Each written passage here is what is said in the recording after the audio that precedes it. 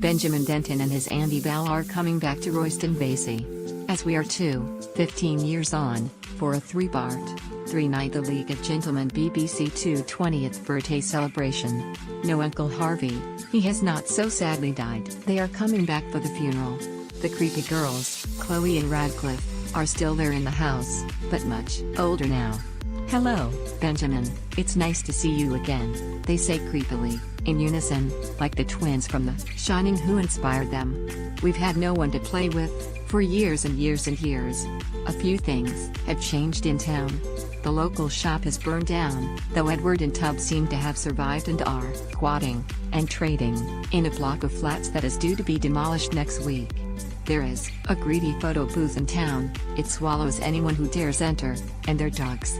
Royston Vasey's very existence is under threat, its days numbered. The county is moving the boundary line to exclude RV, which will be swallowed up into one of the bigger towns to bring down crime figures, unemployment and missing persons. The Reverend Bernice, now mayor, isn't too fussed until she learns that her free parking space outside Oddlings might go. Get some placards and paint and phone, rent 'em up, she says. We're not going down without a fight. That, Royston Vasey going the way of Sodom and being obliterated from the face of the earth, could be a narrative thread through these 3 episodes. There is also a lot that is familiar. Mr. Chinnery the vet is still operating on a bloated hedgehog called Mittens today. It doesn't go well, as you can imagine. Mittens explodes, covering the faces of the young owner and her mother with hedgehog glue and firing hedgehog spines into their faces. Ew, into their eyes as well. Barbara is still driving the pink cab, gender-neutrally now, and has come up with an acronym, which stands for actively considering reassignment, or not yet made your mind up. At the job center, Pauline the sadistic restart officer is delivering one of her condescending courses to a room full of the perpetually unemployed.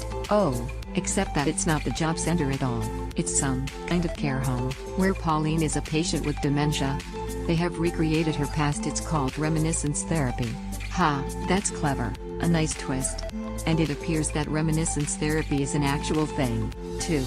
Mark Gatiss, Steve Pemberton, Reese Shearsmith and Jeremy Dyson always did that well, dipping a toe into the real world from the weird, macabre one they have created, or starting with a seed of reality that is then allowed to grow, unchecked, into something really odd.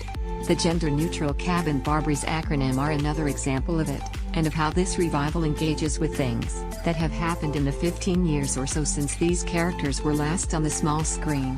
They have also clearly had a lot of fun deciding what those years have done to their monsters. That's the genius of dialogue, the characters. I'm not going to lie, I wasn't the show's biggest fan before. I am a big fan of everyone responsible, and of other things they have done. Inside Number 9, which gets a knowing little nod at the end of this episode, is one of the joys of recent television. But The League of Gentlemen was more like something I could appreciate, its balls, the imaginativeness of its creations and creators, their own moving of boundary lines, without actually loving. It was really just a matter of taste. Then maybe it was too weird, too bloody and too Boise. There were too many movie references that I didn't always get. It was like a club, a school horror appreciation club, that I didn't feel that I belonged to. And that hasn't really changed. But for everyone who was in the club, this revival will be like Christmas, even if that doesn't sound right, biblically. Not that the Reverend Bernice would know. Actually, I do want to know what happens to Royston Vasey and its inhabitants over the next 2 nights. It, and they, have got a little bit under my skin. It is like the sign says you'll never leave.